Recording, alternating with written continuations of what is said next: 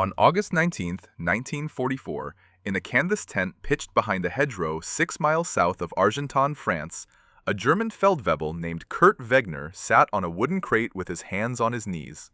He had been captured 4 hours earlier. His uniform was caked with Norman mud. His Soldbuch, the small tan paybook every German soldier carried in his breast pocket, had already been taken from him. The American sitting across from him was young, maybe 23.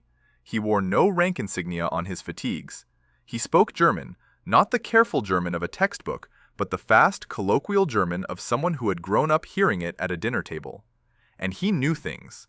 He knew that Wegener's division, the 352nd Infantry, had been transferred from Saint-Lô to the Falaise pocket 11 days earlier.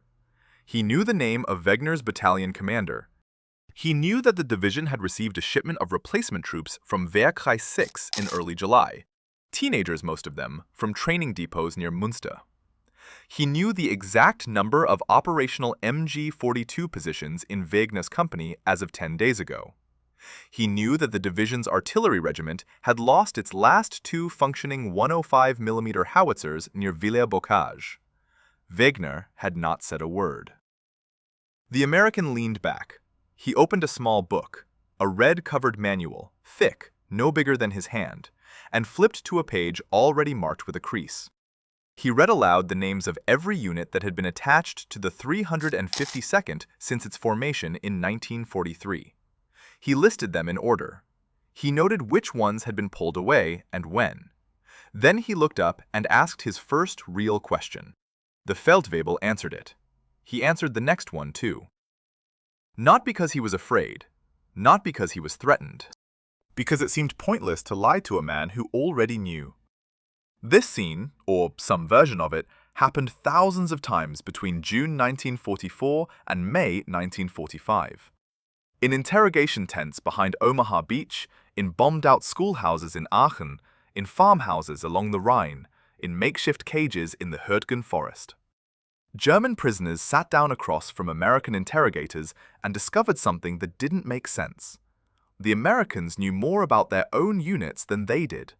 Not just the big things, the small things.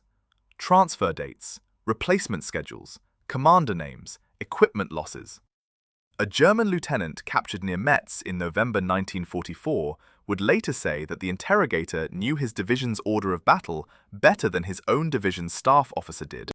A Panzergrenadier taken in the Ardennes said his interrogator corrected him on a detail, the date his regiment had moved from one sector to another. And the interrogator turned out to be right. How? How did the United States Army, an army that had entered the war with one of the weakest intelligence services of any major power, an army that in 1942 had no dedicated intelligence school, no systematic interrogation doctrine, no centralized order of battle section, build a system so precise that it could tell a German prisoner his own unit's history? If you want to see how the US Army pulled this off, a like and a subscribe help these stories reach the people who care about them. The answer isn't one thing. It isn't a single brilliant officer or a single secret program. It is a machine with 3 moving parts that no one outside of classified files would know about for more than 50 years. The first part was a book. The second part was a group of men whose existence was a secret. The third part was a building on the Potomac River where every wall had ears. But the real answer, the thing that made it work, was the loop. Each part fed the others, and the system got smarter with every single prisoner it processed. By 1944, it was processing thousands per week. By 1945, it knew the German army better than the German army knew itself. And it started with a problem. In the spring of 1942, the United States had just declared war on Germany and had almost no idea what it was facing. The British had been fighting for 3 years and had built an intelligence apparatus, MI-14, the War Office's German section, Ultra, at Bletchley Park. The Americans had fragments, a handful of attaché reports, some translated manuals, no school for training interrogators, no centralized database of German units. No system for reading the thousands of documents that a modern army generates and carries into battle. A colonel in the War Department's Military Intelligence Division looked at what the British had and what the Americans didn't, and understood that the gap would kill soldiers. You cannot fight an army you cannot see. You cannot plan an attack if you don't know whether the unit across from you is a full-strength panzer division or a hollowed-out shell of old men and boys. The solution began in a place that didn't look like a solution at all, a former National Guard camp in the Blue Ridge Mountains of Maryland, surrounded by forests and fog, where the nearest town had fewer people than a German infantry company. Its name was Camp Richie, and what happened inside it was classified until the 1990s. On June 19, 1942, a small convoy of trucks turned off a country road in western Maryland and climbed a gravel track into the Blue Ridge Mountains. The men inside couldn't see much, just forest, fog, and a gate with no sign. Behind the gate sat a cluster of wooden barracks, a mess hall, and a lake. It looked like a summer camp. It was not. The Military Intelligence Training Center at Camp Richie opened that morning with a single class. The curriculum had been written in weeks. The instructors were improvising. The Army had never done anything like this before, and the reason was simple. Until 1942, the War Department had considered systematic intelligence work, in its own internal language, repulsive to standards of civilized conduct. The war changed that opinion. What made Richie different from every other training facility in the United States military was not the courses, interrogation, photo interpretation, document analysis, order of battle. It was the men. The Army had scoured its ranks for soldiers who spoke German, Japanese, Italian, French. And it found them in the most unlikely place, among the immigrants and refugees who had fled the very countries America was now fighting.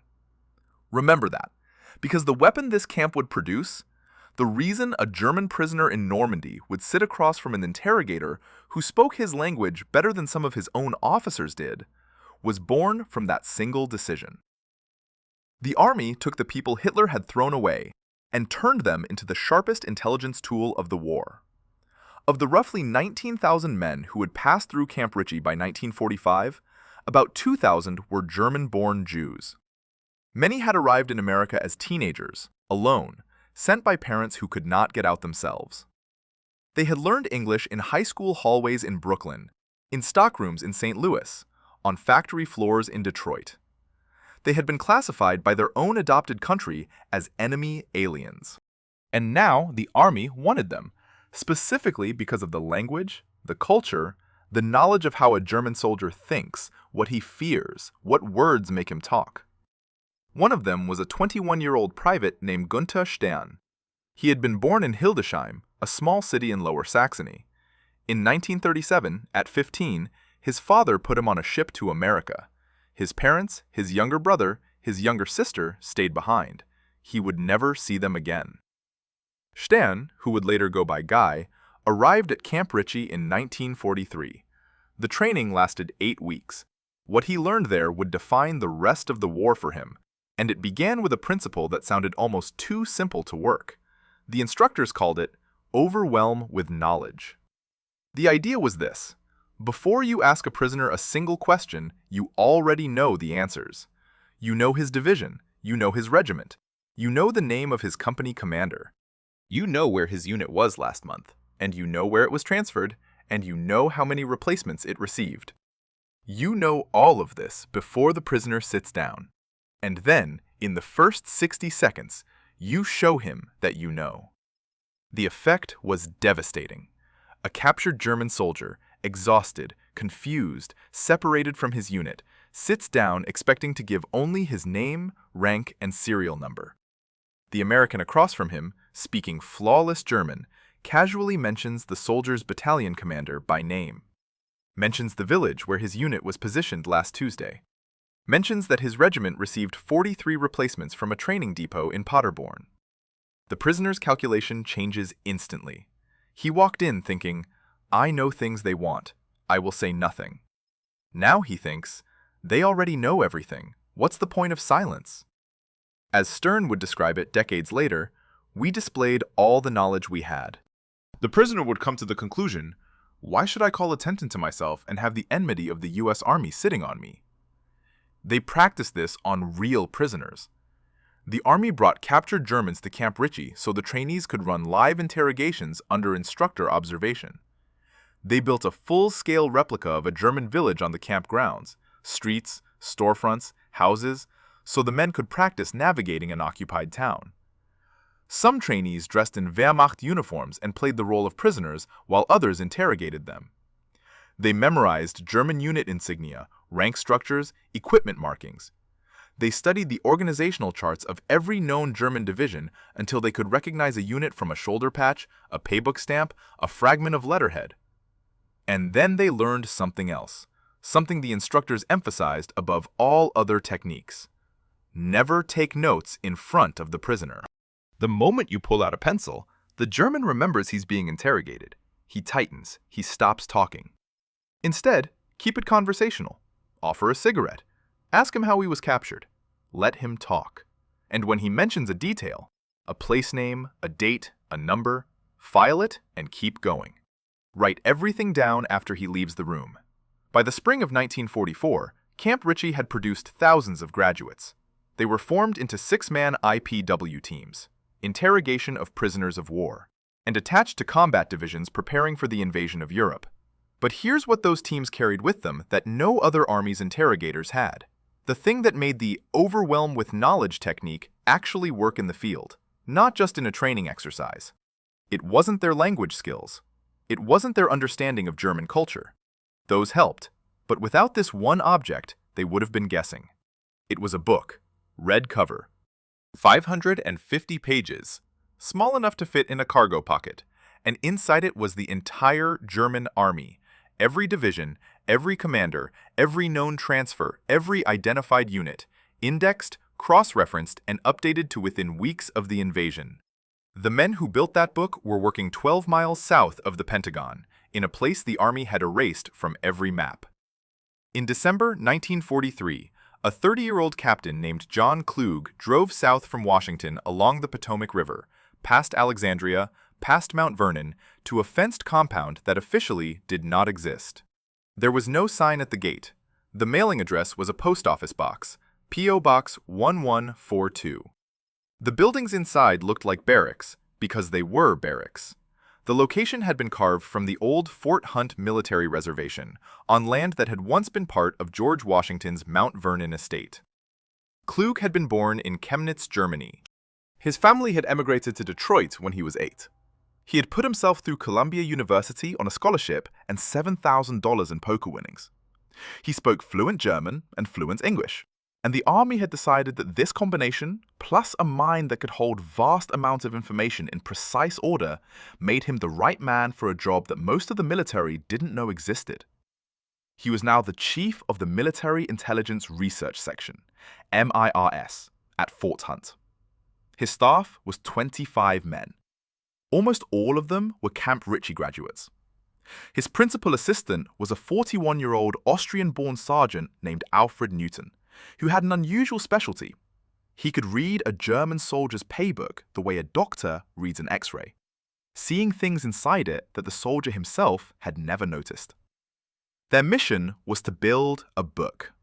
Not a history book, not a reference manual. A living, constantly updated encyclopedia of the entire German army. Every division, every brigade, every regiment they could identify, with its commander, its parent unit, its last known location, its estimated strength, its equipment, and its history of transfers and engagements. A book so detailed that an interrogator in a tent in France could open it, find a prisoner's division, and know more about that division than the prisoner did. The raw material arrived in canvas sacks. Captured documents from North Africa, from Sicily, from Italy, and soon from France. Written orders, field manuals, military newspapers, casualty lists, personnel rosters, and above all, Soldbücher. Hundreds of them, then thousands. Here is what Newton and his analysts understood about the Soldbuch that most people, including most German soldiers, did not. A single paybook, properly read, could unlock an entire division. Page 4 was the key. It listed every unit the soldier had served in chronological order. When he was transferred, the old unit was crossed out and the new one written below. But the crossed-out entries were still legible. An analyst could trace a soldier's path through the German military system, training depot to replacement battalion to field unit to hospital to new field unit, and each station on that path revealed something. The training depot told you which Wehrkreis, military district, was feeding replacements to which division. The transfer dates told you when a unit had taken heavy casualties and needed fresh men. The hospital entries told you where the fighting had been fiercest. One Soldbuch, one ordinary German private who knew nothing of strategic importance. And from his paybook alone, Newton's team could determine that the 352nd Infantry Division had received replacements from Wehrkreis 6 in July, that it had suffered enough casualties at Saint-Lô to require a full company's worth of new men, and that those men had come from a training depot that was also feeding the 91st Luftlande Division, which meant both units were drawing from the same manpower pool, which meant both were probably under strength. Multiply that by 500 Soldbücher a week, then 1,000, then 5,000, each one a thread. Newton's analysts pulled the threads and wove them into a picture of the German army that grew sharper by the day. But the Soldbücher were only one source.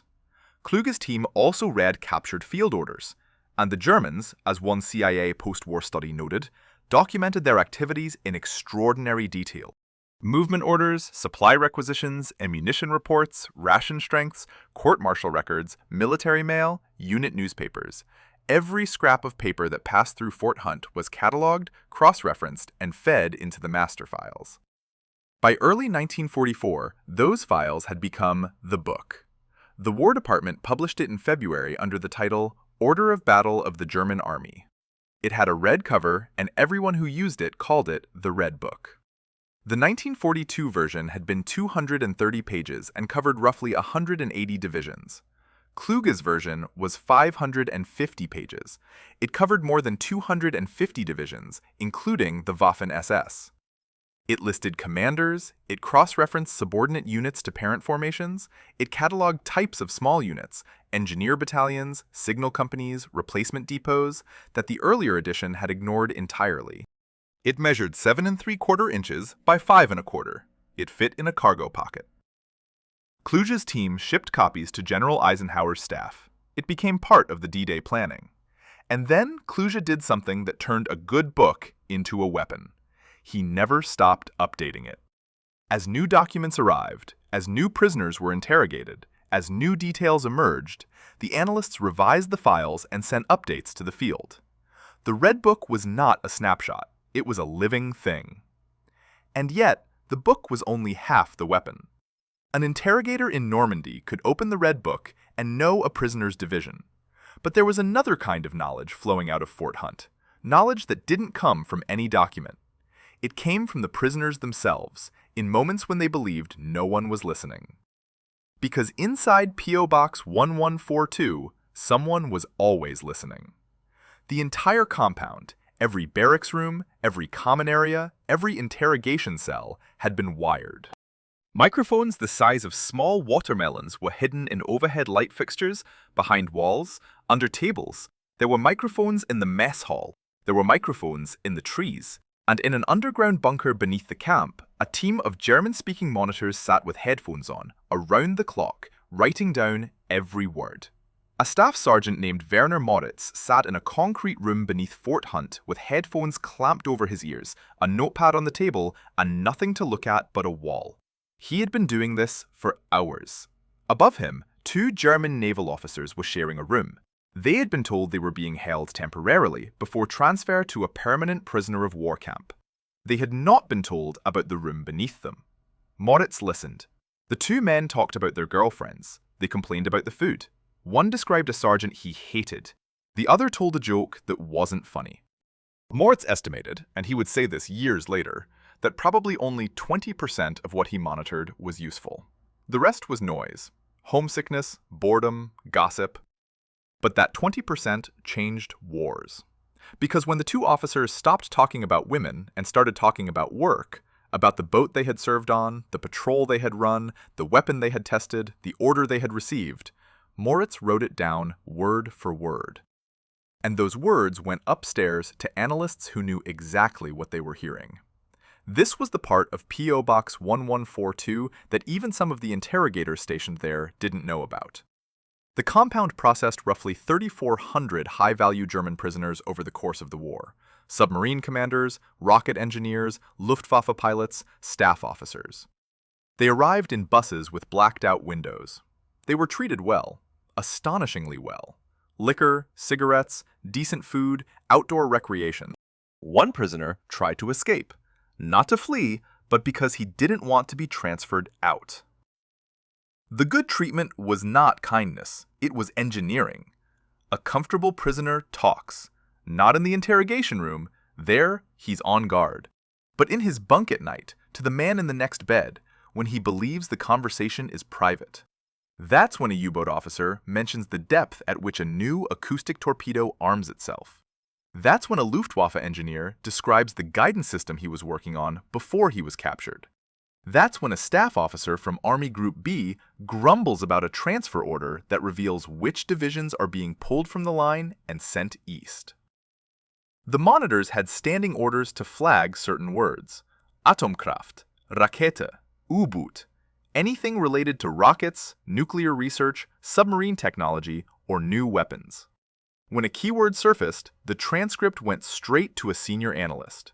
Some of those transcripts ended up at the Pentagon within hours. Here is what you need to understand about Fort Hunt to grasp what happened next. The listening operation and the document operation were not separate programs that happened to share a building. They were two halves of the same machine, and the machine had a specific purpose: to build the most complete picture of the German military that had ever existed, and to push that picture into the hands of every interrogator and intelligence officer in the field, continuously, in something close to real time. Think of it as a loop, and once you see the loop, you'll understand why a feldwebel captured in France found himself sitting across from a man who knew his division's history better than he did. The loop started at the front. A 6-man IPW team attached to, say, the 1st Infantry Division captures a dozen German soldiers after a firefight near Caumont in July 1944. The team's interrogator, a 23-year-old Richie boy from Vienna who 12 months ago was working in a shoe factory in Newark, sits down with each prisoner. He has his red book. He has the prisoner's Soldbuch, already pulled from the man's breast pocket by the MPs who processed him. He opens the Soldbuch. Page 4. He sees the unit stamps: current unit, previous units, transfer dates. He cross-references with the red book. In 30 seconds, he knows which division this man belongs to, when the division was last reorganized, who commands it, and what its estimated strength was as of the last update. Then he talks. In the prisoner's own dialect. He mentions the commander's name. He mentions the last position the division held. The prisoner's eyes change. The interrogation begins. Everything the prisoner says, unit positions, morale, ammunition supply, minefields, machine gun placements, goes into a report. That report travels up the intelligence chain. Tactical details go to the Division G2, who passes them to artillery and operations. They need those minefields and gun positions now, today. But the report also travels sideways. A copy goes to the rear, to Corps, to Army, and eventually to the document processing centers that feed Fort Hunt. The details about the prisoner's unit, its current strength, its commander, its movements, are added to the master files. Newton's analysts update the order of battle records. The next edition of the Red Book, or the next interim update sent to the field, will include what this one prisoner revealed. And now the next interrogator, sitting in a different tent, in a different sector, questioning a different prisoner from the same division, or from a division that was once stationed next to it, will know even more. The picture sharpens. The loop turns again. By the autumn of 1944, the loop was turning at industrial speed. The Allied armies had broken out of Normandy, swept across France, and were approaching the German border. The number of prisoners was enormous, tens of thousands per week during the pursuit. Every prisoner carried a Soldbuch. Every Soldbuch was a data point. Every interrogation added detail. The Red Book was updated. The updates went back to the field. The system was getting smarter faster than the German army could change. And this is where the story takes a turn that nobody expected. Not the Americans, not the British, not the Germans. Because in December 1944, the system that knew the German army better than the German army knew itself was about to face a test that would expose both its greatest strength and its most dangerous weakness. Something was moving in the Ardennes. The Richie Boys could see it. The question was whether anyone above them was willing to listen. In late October 1944, a Camp Ritchie-trained intelligence officer attached to a unit in the Ardennes filed a report. German activity east of the Our River was increasing. Vehicle movement at night, sound of tracked vehicles in the forest. Civilians in border villages had mentioned troop concentrations. The report went up the chain. In November, another report. A different Richie boy, different sector, same region. More movement, more noise. Prisoners captured in the area. Routine patrols, nothing dramatic, mentioned fresh units arriving. Units that hadn't been in the sector before. One prisoner from a Volksgrenadier division said his regiment had been pulled out of the line, refitted, brought back to full strength, and moved to a staging area in the Eifel. He didn't know why. The reports kept coming, through November into December. Multiple IPW teams along the Ardennes front, a quiet stretch of forest that the Allied command considered a rest area for burned-out divisions, were picking up the same signals. Build-up, movement, fresh troops where there shouldn't be fresh troops. 80 miles to the south, in Nancy, a man named Oscar Koch was reading every one of those reports. Koch was Brigadier General George Patton's intelligence chief, the G2 of 3rd Army. He was not a Richie boy. He was a career intelligence officer from Milwaukee, methodical, unflashy, and possessed of a habit that made him unpopular at headquarters. He refused to tell his commander what the commander wanted to hear. By early December, Koch had assembled a picture. German panzer divisions that should have been visible on the front lines had disappeared, pulled from combat and moved to locations that Allied air reconnaissance couldn't see because the weather had been terrible for weeks. Solid overcast, no photo missions. Meanwhile, intercepts from Ultra, the British code-breaking operation, had gone quiet. Radio silence along the German front. That silence, Koch understood, was not the sound of a defeated army winding down. It was the sound of an army hiding. On December 9th, Koch briefed Patton. He laid out what the intelligence showed. The enemy was massing forces in the Ardennes sector. The refitting of divisions, the radio silence, the forward movement of supplies, it pointed to an offensive. Not a spoiling attack, a major offensive. Patton listened.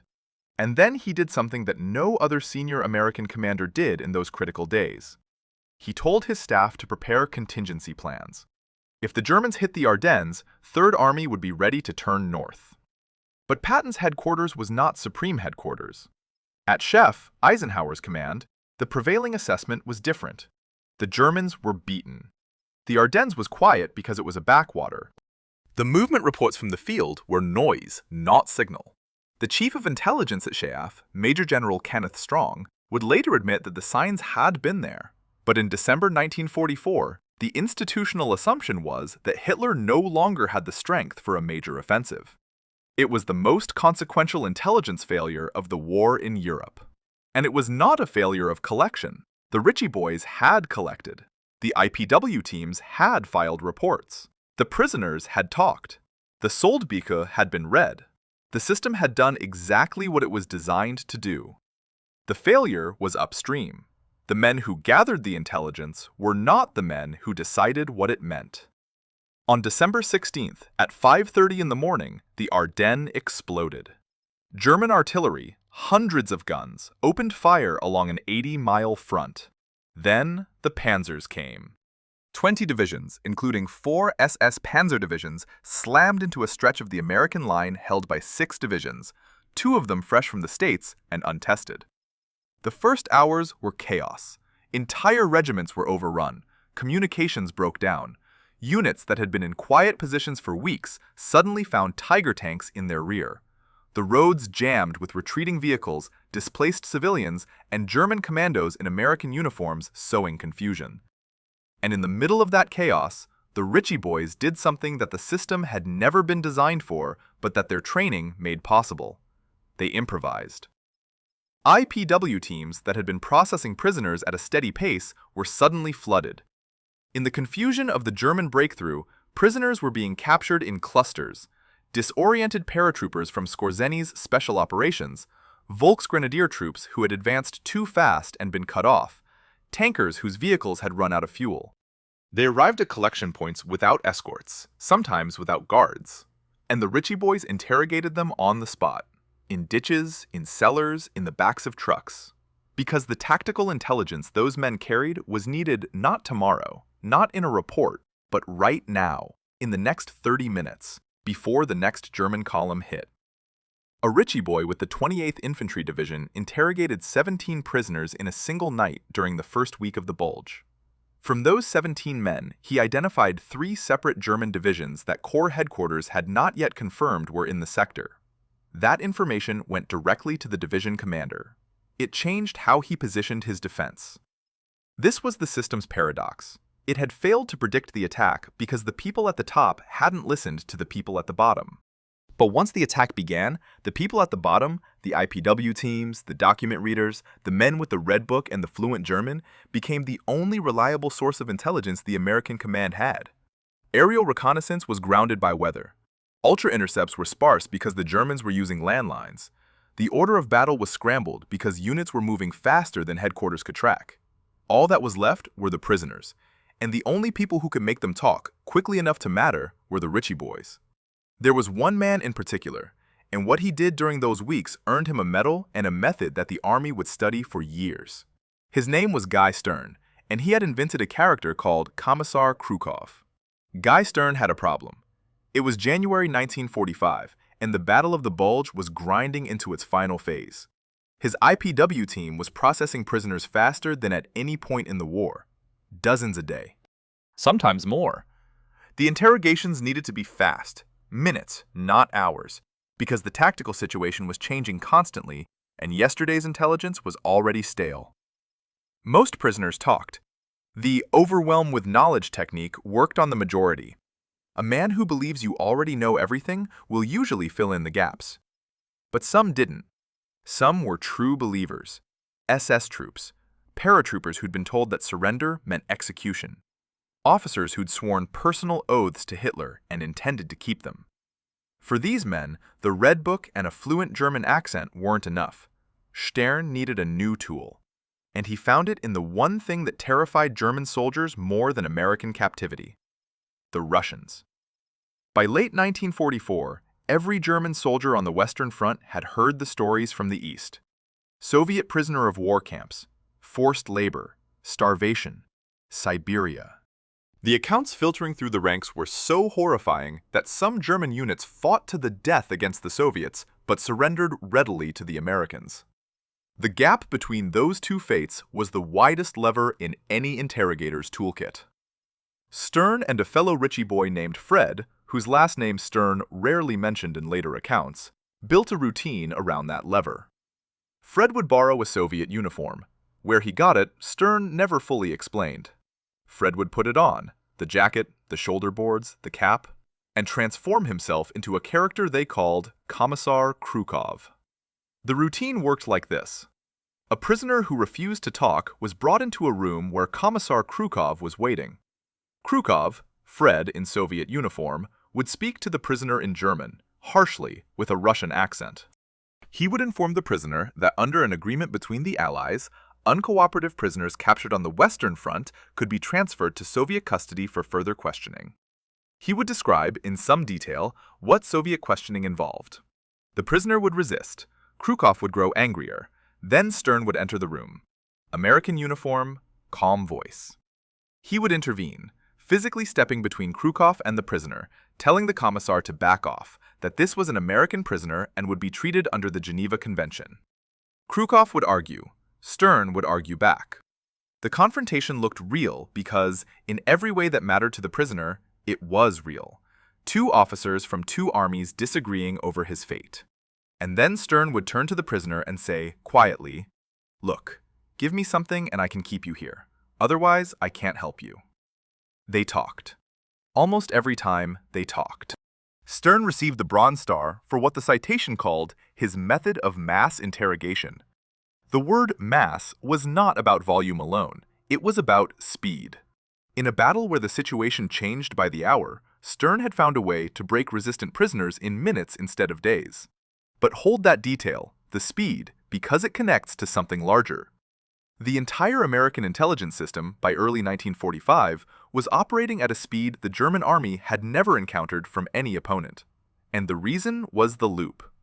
After the Ardennes, the loop didn't just recover, it accelerated. The Battle of the Bulge produced an enormous haul of prisoners, over 100,000 Germans captured or surrendered during the 6-week battle. Each one carried a Soldbuch.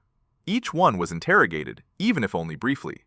Each interrogation report, each paybook, each captured document flowed back through the system. Newton's analysts at Fort Hunt updated the master files. Kluge's team pushed new intelligence to the field. The March 1945 edition of The Red Book, the final version, reflected everything the Bulge had revealed. Which divisions had been destroyed, which had been rebuilt, which new Volksgrenadier and Volkssturm formations had appeared, how deep the German manpower crisis had become.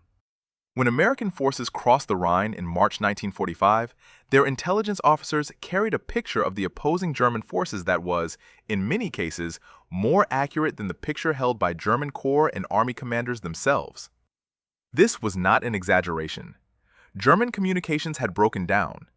Units had been shuffled, merged, dissolved, and reconstituted so many times that a German division commander might not know which battalions were actually under his command. But the Americans knew, because the Red Book knew, because the Soldbücher knew, because the prisoners had talked, because the monitors at Fort Hunt had listened. There is an image from late March 1945 that captures this inversion perfectly, though no camera recorded it. A German Oberst, a full colonel, is captured near the Ruhr and brought to an IPW team. The interrogator opens the Red Book, finds the colonel's division, and reads him the current order of battle. Which regiments are attached, which have been detached, what the estimated strength is. The colonel stares. He tells the interrogator that 2 of those details are wrong. The interrogator checks his notes. He checks the latest update from Fort Hunt. The colonel is the one who is wrong. His own division had been reorganized 3 days earlier, and the order had not reached him. The American book, updated from a prisoner captured the day before, had the current information. The German colonel commanding the division did not. This is the answer to the question in the title, or at least it's the answer as a system. The Americans knew German units better than the Germans did because they had built a machine that collected faster, processed faster, and distributed faster than the German command structure could keep up with. But there is something inside this answer that the system alone doesn't explain. Something about the men who made it work, who they were, where they came from, and what it cost them. There is a detail about the Richie Boys that the Army buried for 50 years, and it changes the meaning of everything you've heard so far. During World War II, every American soldier's religion was stamped on his dog tags: Protestant, Catholic, Hebrew. It was there for chaplains, in case you died and someone needed to say the right prayer over your body. For most soldiers, it was a bureaucratic line. For the Richie Boys, it was a death sentence they wore around their necks.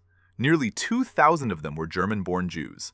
If captured by the Wehrmacht, they would be identified by their dog tags, by their accents, by their faces. Not as American soldiers, but as German Jews in American uniform. The Geneva Convention's protections for prisoners of war were theoretical for them. They knew what the SS did to Jews. Some of them had seen it firsthand before they fled. And they went anyway. They landed on the beaches. They attached themselves to forward units. They walked into German-held villages. They sat across from SS officers and spoke to them in the language they had learned as children, in cities those officers were sworn to defend, about a war being fought partly to exterminate people exactly like the man asking the questions. Think about what that required. Not just courage, though it required that.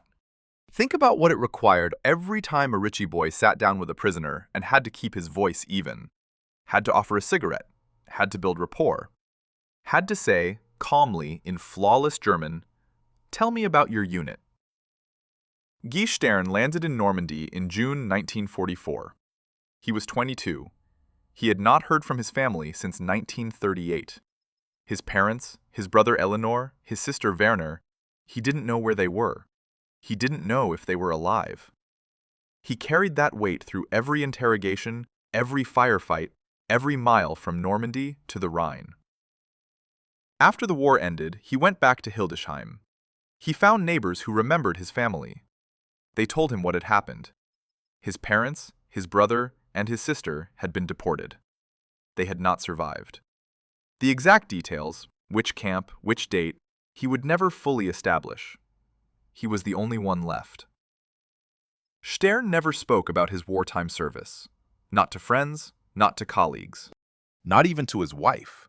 The Army had classified the entire program. Every man who had worked at Camp Ritchie, at Fort Hunt, on an IPW team, had signed an oath of secrecy. They were told the classification was permanent. Most of them took that literally. They came home, went to college on the GI Bill, became professors and accountants and businessmen and doctors. They lived quiet American lives. They did not mention that they had once held the sharpest weapon in the American intelligence arsenal. One Richie boy was scanning a list of newly captured prisoners somewhere in France when he recognized the name. The prisoner had belonged to the same sports club in Germany. They had competed against each other in athletics as teenagers. The Richie boy thought about requesting to see him, to ask about his family, about the old neighborhood, about what had happened after he left. He didn't, because he was afraid of the answer. That fear, specific, personal, quiet, lived inside the machine you've been hearing about. The Red Book was a marvel of systematic intelligence. The sold book exploitation was brilliant analytical work. The listening operation at Fort Hunt was an engineering achievement. But none of it would have worked without the one asset that no training program could manufacture and no Army manual could replicate. Men who understood Germany the way only someone who had grown up there and been expelled from it could understand it. They didn't just speak the language. They heard the dialect and knew which town a prisoner came from. They read the tone, bravado, exhaustion, fear, defiance, and knew which technique to use. They caught lies that a non-native speaker would miss because they recognized the hesitation patterns, the evasions, the cultural reflexes of a man deciding whether to talk. They understood the hierarchy of German military culture from the inside because they had grown up watching it form. The system worked because the system was built by people who had been erased from the country they were now reading like an open book. John Kluger, the man who built the Red Book at Fort Hunt, never spoke publicly about his wartime intelligence work. After the war, he bought a radio station in Maryland, then another, then a television station. By 1959, he owned the Metropolitan Broadcasting Corporation, which he renamed Metro Media.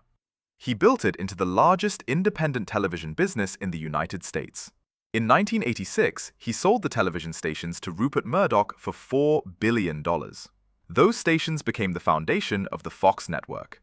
In 1989, Forbes magazine named John Kluger the richest man in America. He had gone from a concrete room at Fort Hunt, reading captured German paybooks by lamplight, to the top of the Forbes list. And he never told anyone about the first part. The secrecy held until the 1990s, when the program was finally declassified. A park ranger named Brandon Buys, assigned to the Fort Hunt site, by then a public park with picnic tables where the barracks had stood, began tracking down surviving members of P.O. Box 1142. He found them in their 80s and 90s. He interviewed more than 70. Many had never spoken a word about it. Some cried, some laughed. Fred Michel, 85, met his old colleague George Mandel, 82, at the Fort Hunt site for the interview. They had lived a few miles apart for 6 decades and had not spoken since their discharge on December 13, 1945. The men who built the most effective intelligence system of the war went home, kept their oath, and disappeared into ordinary lives.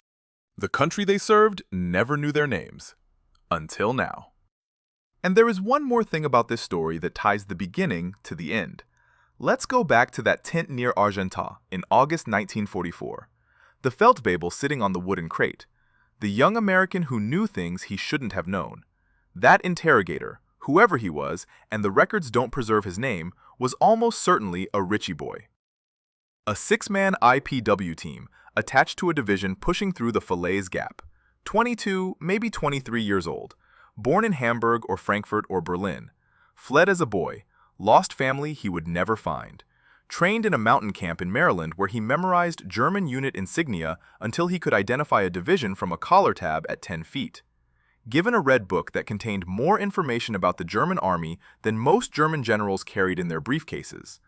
He sat in that tent with all of that behind him, the system, the book, the Soldbuch in his hand, the update from Fort Hunt that had arrived 3 days earlier. And he did what the machine was designed to let him do. He made a German sergeant believe that the Americans already knew everything. The sergeant talked. He confirmed positions. He described minefields. He gave an estimate of how many men were left in his company. The information went into a report. The report went up the chain. Some of it reached an artillery officer before nightfall. Some of it reached Fort Hunt within a week. Some of it ended up in the next update to the Red Book. And somewhere, weeks later, another German prisoner sat down in another tent, in another sector, across from another Richie boy, and heard details about his own unit that he had never been told by his own command. The loop turned. It never stopped turning. After the war ended in May 1945, the Richie Boys didn't come home to parades. There were no reunions, no unit patches to sew onto jackets. The program was classified, and the men scattered. They went to universities. They built businesses. They raised families in a country that had given them refuge and then asked them to do the hardest thing imaginable. Go back and face the machine that had tried to destroy them, armed with nothing but their language and their nerve. Guy Stern earned his doctorate from Columbia. He became a professor of German literature. The language of the country that had murdered his family became the subject he taught for the rest of his life. He married. He had a son. He settled in Detroit. He did not speak about the war. In 2020, at 98 years old, Stern published a memoir called Invisible Ink. The title came from something his father had told him before he put him on that ship in 1937. You have to be like invisible ink. You will leave traces of your existence when, in better times, we can emerge again and show ourselves as the individuals we are. Stern emerged. He gave interviews. He spoke at conferences. He returned to Camp Ritchie, which was now a heritage site. He stood in the place where he had learned to break men open with words. And he was 100 years old. And he was still sharp, still funny, still precise. He died on December 7th, 2023, at 101. The last Richie Boys were disappearing, one by one, into the history they had helped to win and had been forbidden to tell. John Kluge died in 2010. He left behind a media empire, a fortune, and a philanthropic legacy at Columbia University. Almost no obituary mentioned Fort Hunt. Alfred Newton, the Austrian sergeant who could read a Soldbuch like a diagnostic report, disappeared into private life. His name surfaces only in MIRS records at the National Archives. Fred Michel and George Mandel, the two men who reunited at Fort Hunt after 60 years of silence, have both since passed. The picnic tables still sit on the grass where the barracks stood. There is a small historical marker. Most visitors walk past it. In 2021, the United States Senate passed a bipartisan resolution honoring the service of the Richie Boys. It was 77 years late. So, why did German POWs discover that Americans knew their units better than they did? Because the United States did something that no other nation attempted on this scale. It took the people its enemy had discarded, trained them in a system that converted fragments, a paybook, a scrap of letterhead, a mumbled conversation in a bugged room, into a living portrait of the opposing army, and then fed that portrait back to the front lines fast enough that every interrogation made the next one more devastating. The men who ran the machine knew Germany from the inside. The machine they built learned faster than the army it was watching, and the combination, human knowledge and systematic speed, produced something the German military had never faced, an enemy that understood them better than they understood themselves. The last thing Guy Stern said in one of his final interviews was simple. A reporter asked him what he wanted people to remember about the Richie Boys. He thought for a moment. Then he said, "We extracted information in a battle of the wits. I'm proud to say I never compromised my humanity." He was talking about interrogation, but he could have been talking about all of it. Thank you for watching this all the way through. It means more than you know. If this story moved you, a like genuinely helps it reach the people who would value it most, and subscribing with the bell makes sure you never miss the next one. I'd love to hear from you. Where in the world are you watching from? And if someone in your family served on the Allied side in World War II, in any branch, any theater, tell their story in the comments. Every one of those stories deserves to be heard. I'll see you in the next one.